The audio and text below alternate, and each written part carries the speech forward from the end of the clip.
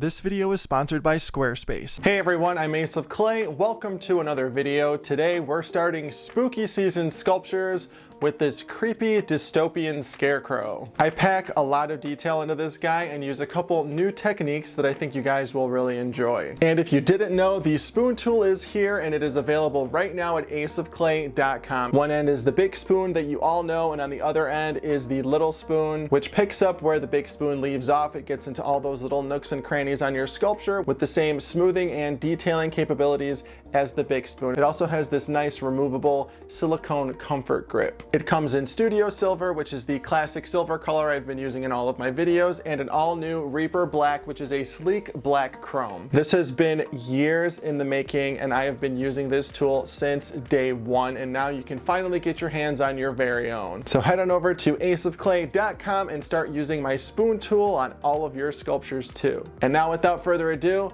let's sculpt this spooky scarecrow.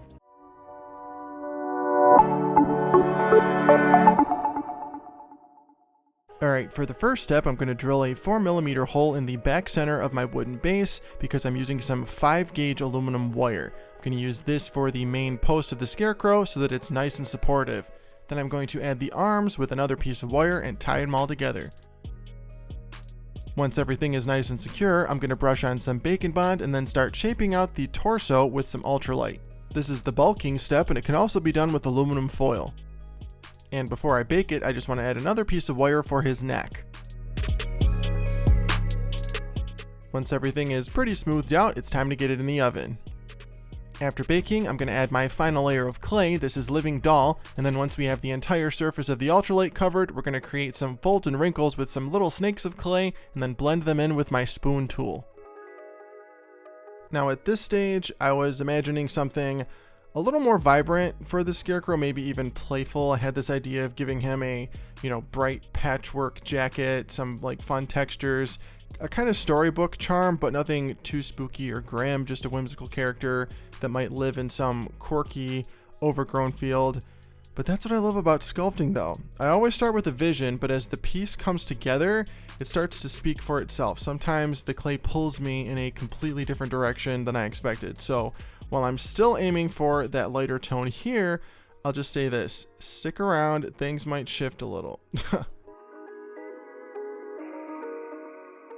One thing I really want to do with this guy is give him a very layered look. I'm not just throwing one shirt on him and calling it a day. I want it to feel like someone kept adding to him over time. Like maybe he's got 2 or 3 shirts on, all in different stages of decay. Some fraying, some holes, maybe parts peeking out underneath, just to add that extra bit of depth and personality. I love details like that because they make the character feel more real, like he has a history, even if we don't fully know what it is. And sculpting those overlapping fabrics is going to be a fun challenge too. It really lets you play with texture and volume in a way that adds so much to the overall, silhouette of the figure.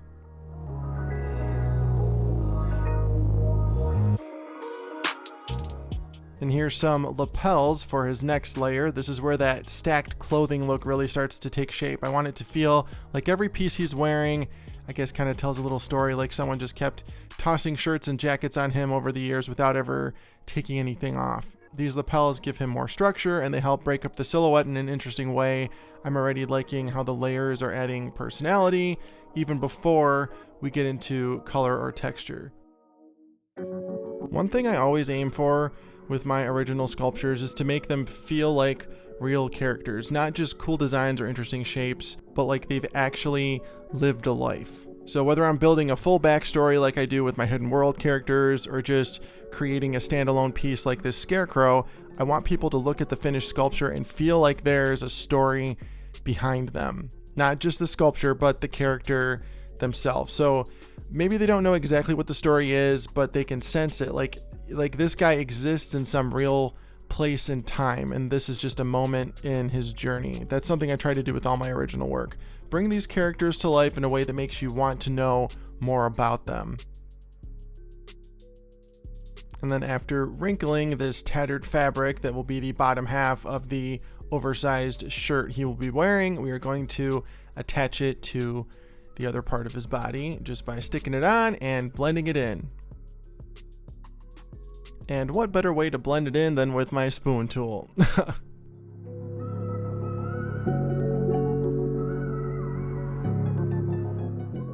And we're just going to repeat this process to create the other side.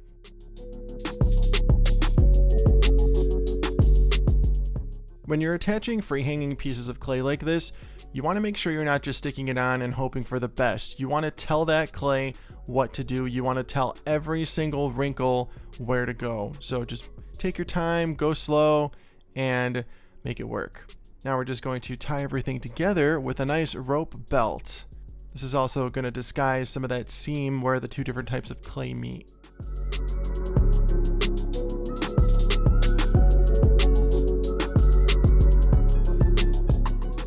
Now let's add a little button.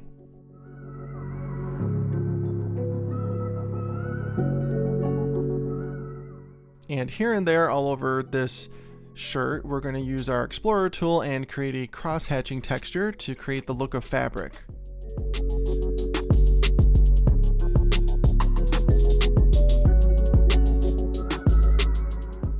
Now for the final layer of clothing, we're going to give them a nice overcoat. I've got this sheet of flexible clay here. No, this is not Cos clay. And I'm going to roll in some 16 gauge wire along that edge. This is going to allow me to position the fabric or the jacket after it's baked and make him like he's blown in the wind and whatever. And then also give it some support as well. Now we're just going to tether that bottom edge there. And then of course, fold in some wrinkles before we attach it and stick it on with some bacon bond.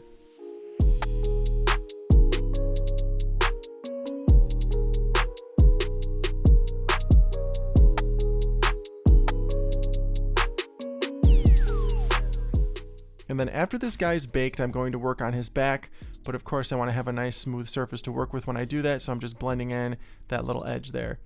Now we just repeated this process to create the other side of the jacket, and we're sticking it on like so. And it was at this point where I decided I wanted to make him creepy instead of lighthearted. And then what's a scarecrow without a patch? There we go, he's ready to bake. And of course, once he's baked and cooled down, it's time to finish up the rest of his wooden posts by adding some more clay and shaping those out. Just want to trim off some excess with my Excel blade and then add a bunch of wood texture. I'm creating some wider grooves in the wood with this cone shaper tool, and then I'm going to go over them with my Explorer tool to add some thin ones here and there. This creates a really nice variance in texture.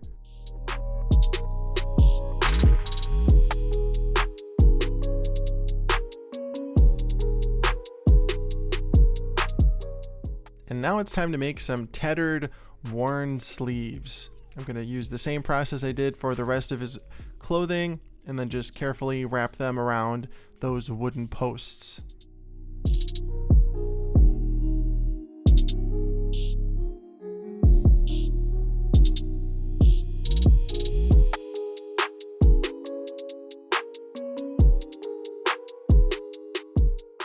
When you're blending uncured clay in with cured clay, your best friend is going to be clay softener and bacon bond. They make the process way smoother. No pun intended.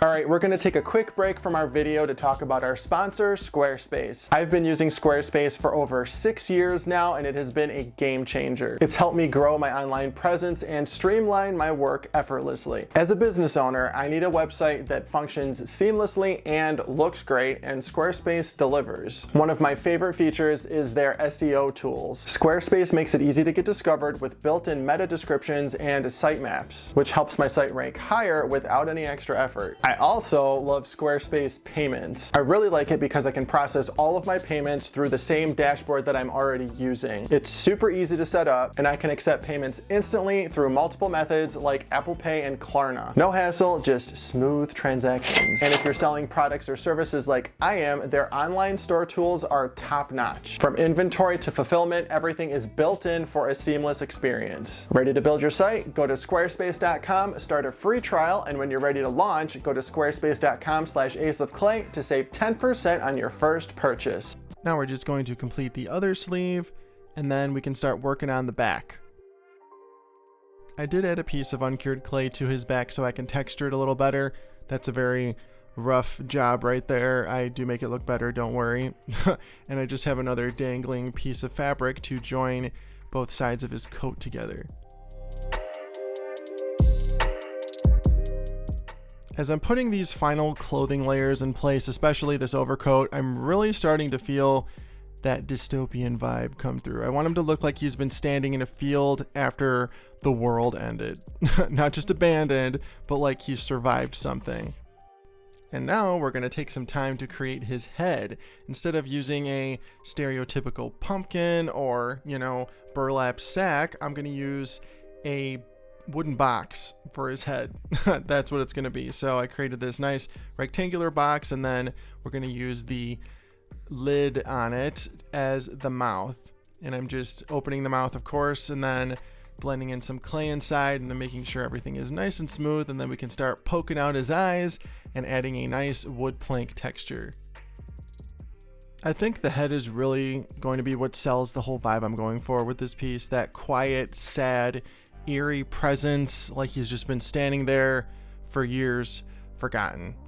His head's just this old crate or container. The lid's slightly creaked open for his mouth again, and it's subtle but unsettling, like he's trying to speak but he can't.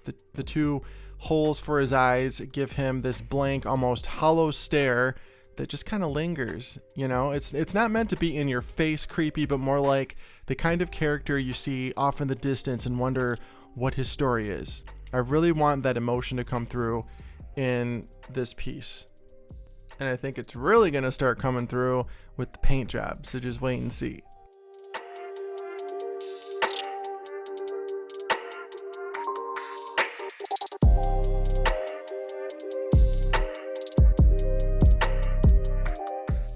Now let's add a couple nail holes here and there.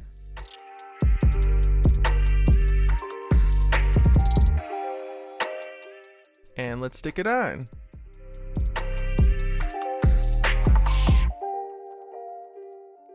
And just like that, he's ready for another bake. And I'm glad I pre-baked him, because adding this, post here would have been a lot harder. And I probably should have done this as like the first step, but that's okay. We got flexible clay in our way. Nothing's gonna stop us. Now we're just going to texture that up, and then add a couple like branch nibs here and there to make it a little more interesting.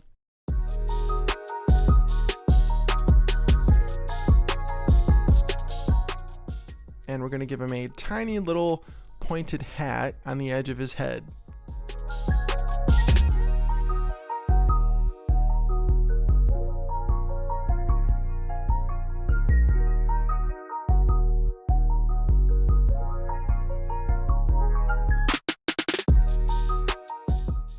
And I'm just going to roll the textured edge of my tool here on the surface to make the hat look like it's fabric, and then add some wrinkles and get it done. Now I'm just going to add a thin layer of clay on the top of the base so we can make it look like dirt. To texture it, I'm just rolling this cheap rock texture roller from Michaels that was like $10, by the way, all over the surface, every which way, again to make it look like dirt. And then after we stick them back on, we're just going to clean up the edges a little bit.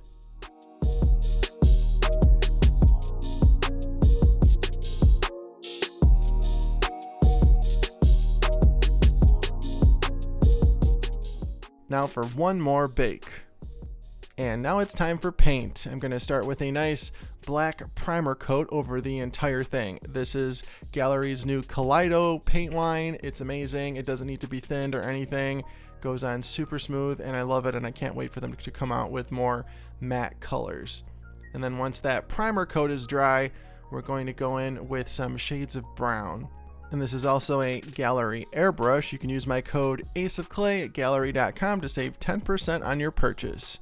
I love their airbrushes. They are super beginner friendly, and I absolutely would not have an affiliate code or recommend their products if I did not like them and believe in them. I will always steer you all in the right direction. Now I'm really starting to build up the color with my airbrush, and I'm layering on different shades to give the clothing some real depth and wear. And I'm not just hitting it with one flat color. I'm starting with that mid brown base, Then I'm going to go in with some darker tones around the edges and folds and undercuts to push the shadows. That's going to give the whole piece a more worn, aged look, like the clothes have been exposed to the elements for years. Then I'll come back in with a lighter brown or even like a dusty tan in certain spots to bring out the highlights and textures. It's subtle, but it really helps sell that layered, weathered, almost post-apocalyptic feel I want for this guy.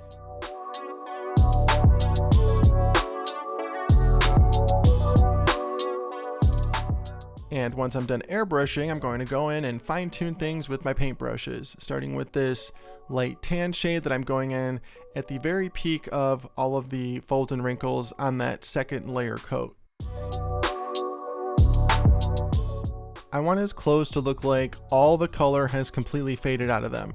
Not just dirty or aged, but like truly drained, like he's been standing in one place for so long that any trace of life or vibrancy has just disappeared. I'm going for a really muted, almost monochromatic palette, mostly layered browns. It helps sell that eerie, forgotten feel that I want from him. Nothing on him should feel new or cared for. Everything's just been worn down by time. It's a subtle thing, but I think it really pushes the atmosphere. The less color there is, the more the textures, the shapes, and the silhouette have to carry the character. And that's exactly the challenge I want with this one.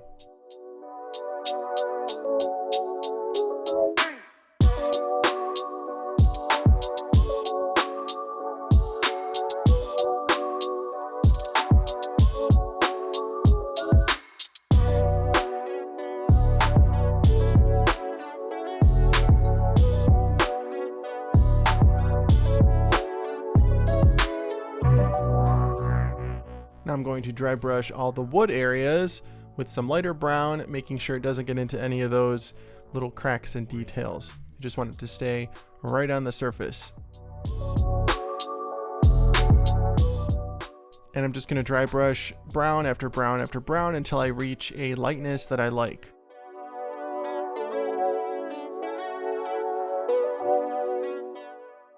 And I'm going to go in with some pure white essentially and dry brush that selectively to different areas on his head just to make the wood look even older.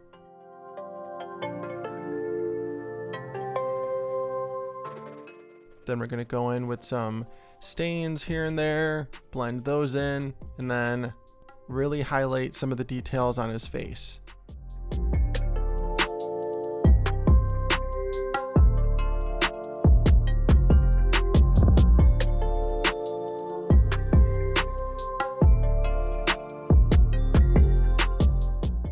Now, this is my favorite part, adding all of these drips with a dark brown wash. I just let it run down the surface in different spots, especially around the seams and the front, and the edges. It's a simple step, but it really pushes the age and the creep factor. It makes everything feel stained, weathered, and just a little unsettling, like this guy's been soaked in dirt and rot for years. The randomness of the drips also adds character. They're not uniform or clean, and that's the point. And then all those drips are going to create a nice, creepy puddle at the base. And just like that, say it with me. And he's done! My dystopian Scarecrow sculpture is complete. Let me know how you think I did in the comments.